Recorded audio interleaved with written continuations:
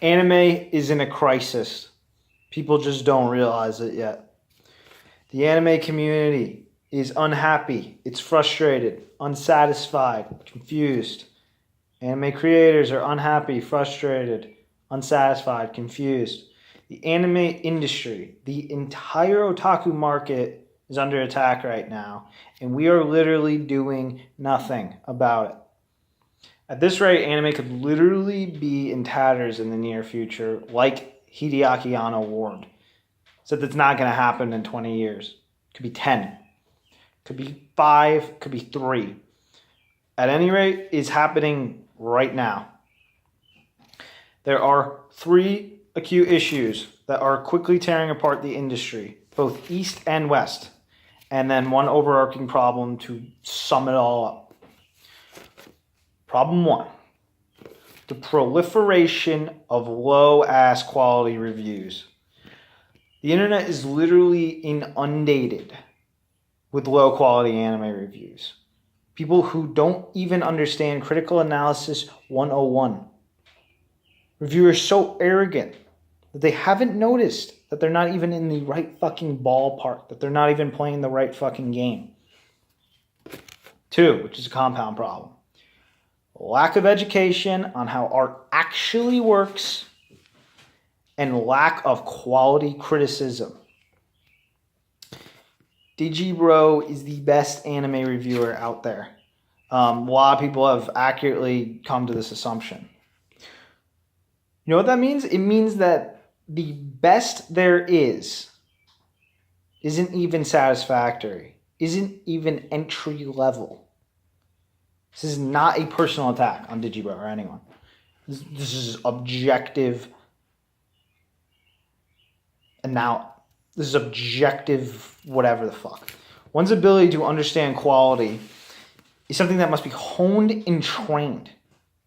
And it's not easy to know how to do that. There's a time in my life where, like, I probably would have come to, like, said similar bullshit that Digibro says, you know, and I thought I knew what I was talking about. Digibro has established himself as the best critical analyzer just from the simple fact that he possesses, a consistent degree of common sense.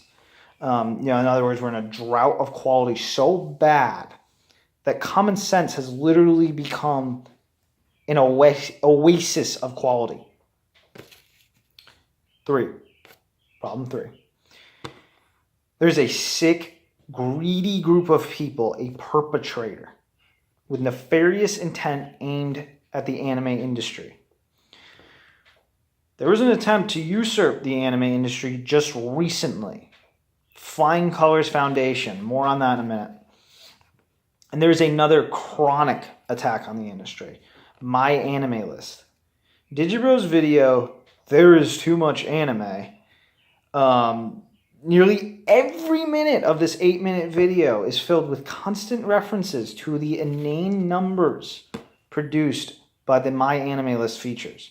He references the scores on a site with a top 100 list that is so fucked up it has Gintama populating 1/3 of the slots in the top 15. He references, as in Digibro, references the favorite feature as if it literally means favorite. And as if anyone even fucking uses that feature.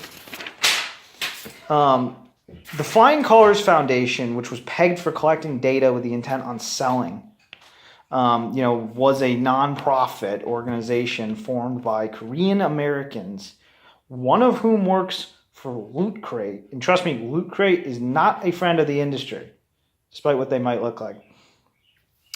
One of whom, to quote Digibro, was like a fucking arms dealer for the U.S. government or something. And one of whom was part of 88 Rising, which is like a record producer promoter thing that popped up like barely 2 years ago and got American musicians a major TV commercial in China with Sprite. And they posed as if they were grassroots.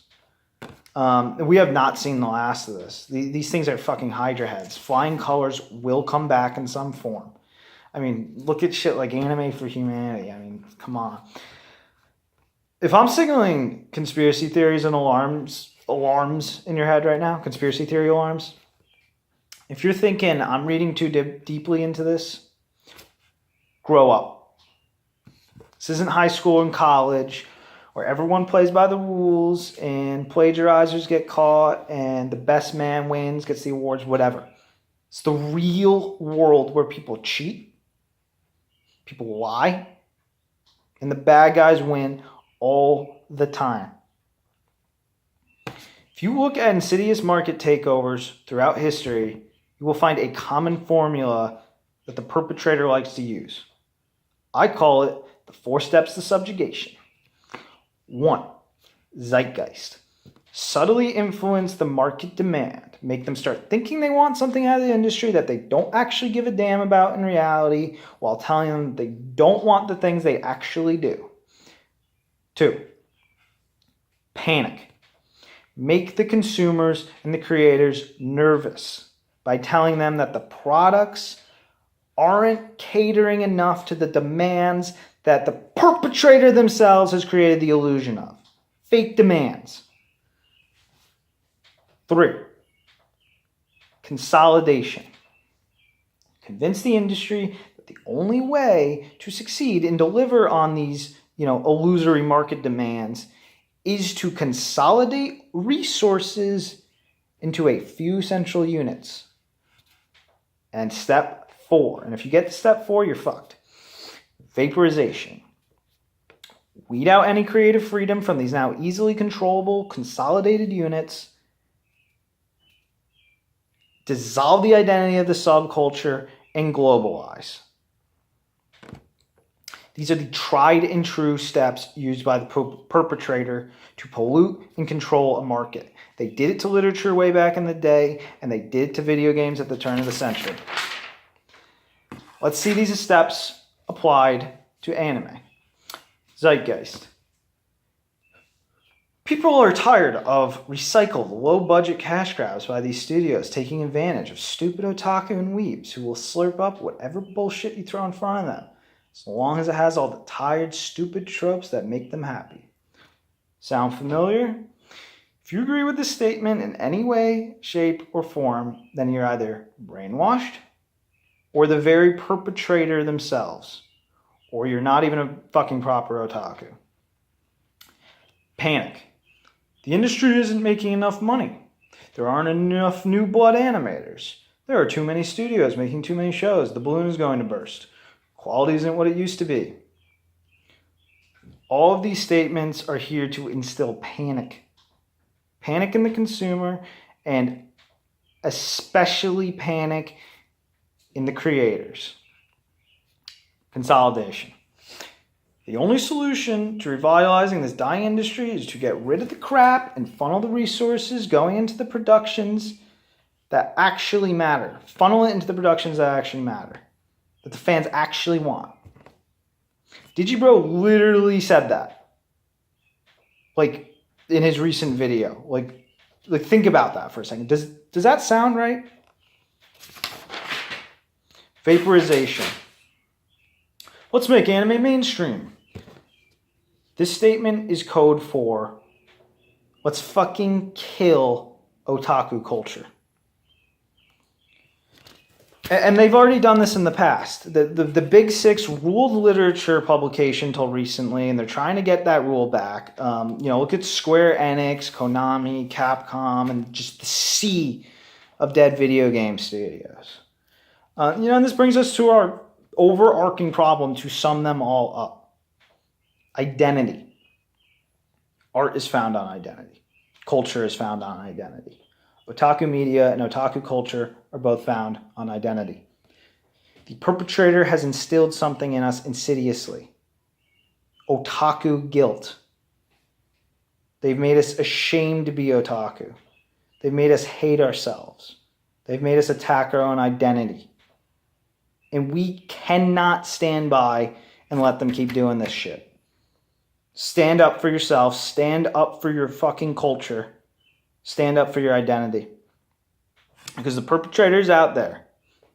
And nothing makes the perpetrator happier than no one noticing him.